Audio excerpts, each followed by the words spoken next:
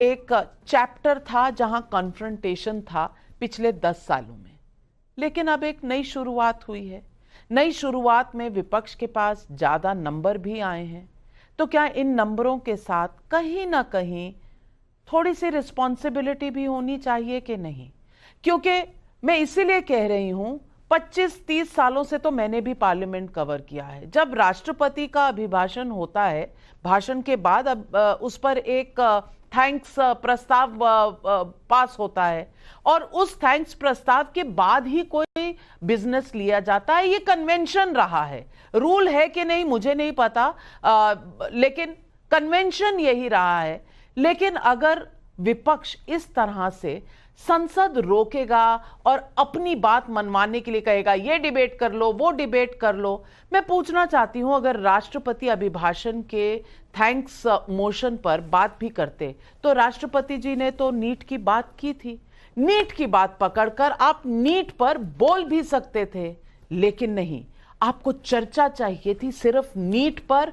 आप अपना नंबर और अपना हक दिखाना चाहते थे। इस तरह से संसद कैसे चलेगा? नाविका जी, सबसे पहले तो आपको बता दूं कि नंबर्स और हक तो जो है सत्ता पक्ष दिखा रहा है। कन्वेंशन के हिसाब से डिप्टी स्पीकर का पद देकर के जो है वो कंसेंसस पे स्पीकर का इलेक्शन होना चाहिए था, लेकिन वो नहीं हुआ।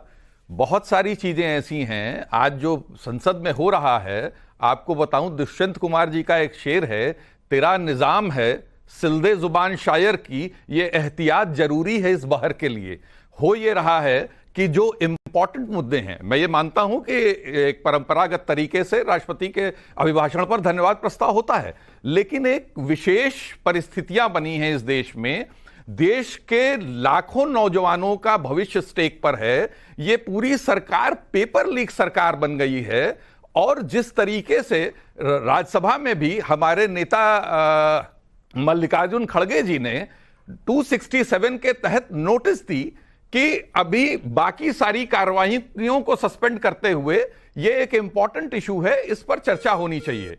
आप जो भी कह रही थी ये ठीक है, राष्ट्रपति के भाषण के प्रस्ताव के दौरान भी हम उस चीज को भी उठा सकते थे, लेकिन उसमें सत्ता पक्ष के द्वारा विभिन्न डिफरेंट इश्यूज पर वार्ता होती, इस चीज पर वार्ता नहीं होती। हमने, और हमारा कौन सा एजेंडा है? हम पब्लिक का एजेंडा लेकर के चल रहे हैं। हम विपक्ष हैं और प्रतिपक्ष की ये हमेशा ये जिम्मेदारी होती है कि सत्ता पक्ष को सही रास्ते पर रखना, उसके द्वारा किए गए गलत कार्यों पे उसको आईना दिखाना, पब्लिक की चीज जो इंपॉर्टेंट चीज है उसको रखना। हमने बहस की मांग की थी ना, हम किसी के महिमा मंडन की तो मांग नहीं कर रहे थे।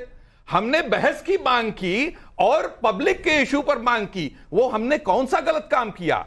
और माननीय अध्यक्ष जी के तौर पर ये अपने पहले टर्म में भी वो कई बार सांसदों के म्यूट कर चुके हैं, म्यूट ही नहीं कर चुके हैं, 15-15 मिनट के भाषण एक्सपंज कर दिए गए, पूरे भाषण एक्सपंज कर दिए गए। और उसी लोकसभा में रमेश विधुड़ी जी जिस तरीके की भाषा प्रयोग करते हैं, जो नीलांजना जी जो भाषा प्रयोग करती हैं रामजादे, और उसके बाद का वर्ड मैं आपके चैनल पर नहीं लेना चाहता, ये सारी चीजों के बावजूद एक्शंस नहीं होते।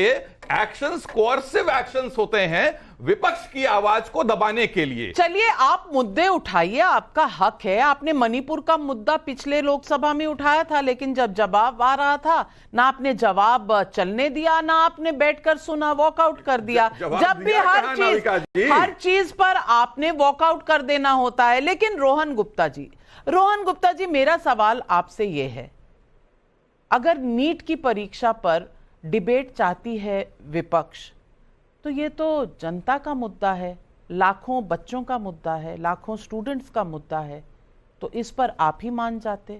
आधे रास्ते आकर देश के मुद्दे को विपक्ष उठाना चाह रहा था, आप उठाने देते। कोई तो उदारता दिखाएगा तभी तो चलेगा। अगर किसी परिवार में भी कोई रहता है, एक लड़ता है, दूसरे को चुप होना पड़ता है ताकि परिवार में शांति बनी रहे। क्या संसद कभी एक परिवार होगा या इसी तरह का वन अपमैनशिप चलता रहेगा कि चित भी मेरी, पट भी मेरी। देखिए नविका जी, 2 दिन पहले भी आपके सब डिबेट चल रहा था, मैंने एक चीज कही थी कि इस बार विपक्ष ने तय किया है कि एक सांकेतिक हमको एक मैसेज देना है कि हमारा नंबर बड़ा है। पर देश की जनता देख रही है कि अगर विपक्ष का नंबर बड़ा है, अगर उसका फायदा जनता को नहीं होगा तो ये तो सिर्फ विपक्ष अपने फायदे के लिए सब चीज कर रहा है।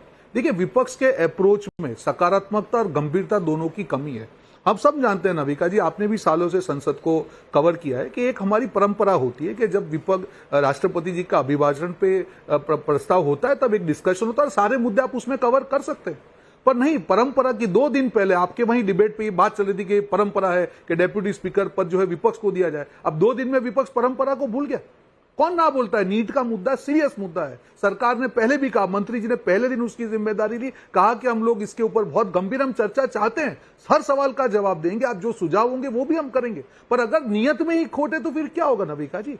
क्या आपको नहीं लगता है कि जो हमारी परंपरा है संसद की, राष्ट्रपति जी के अभिवादन पे चर्चा की जो बात है वो होकर भी ये चीज हो सकती थी? क्या आपको नहीं लगता है कि अगर विपक्ष इस मामले पे गंभीर होता, अगर चर्चा सही में चाहता तो ये चर्चा होने के बाद समय मांगता आपको, सरकार उनको समय देती, डिस्कशन होता और कुछ जो फलश्रुति में अगर कुछ सजेशन आते वो इंप्लीमेंट करके जो बहुत बड़ा दूषण हमारे विद्यार्थियों को, हमारे छात्रों को परेशान करे उसके सामने सोल्यूशन करे। पर नहीं, माइक बंद कर दिया, हमको बोलने नहीं दिया गया, हमारा जो है अभिभाषण पे हमको चर्चा नहीं करनी है। ये जो है, ये विपक्ष जो है आज विपक्ष में रह के जो तानाशाही की बात, ये जो आरोप सरकार पे लगा था, ये तानाशाही तो आज विपक्ष कर रहा है। आज भी सत्ता पार्टी विनम्रता से उनको रिक्वेस्ट करी है कि प्लीज इसको आप परंपरा को ना तोड़े। आज स्पीकर साहब ने भी इतनी विनम्रता से बात की कि आप सब जानते हैं, सालों से आप संसद में हैं, कि एक प्रक्रिया है, उसको आप पालन कीजिए और आप जो डिस्कशन चाहिए, जितना समय चाहिए, जब तक डिस्कशन आपको करना है, सरकार वो डिस्कशन के लिए तैयार है।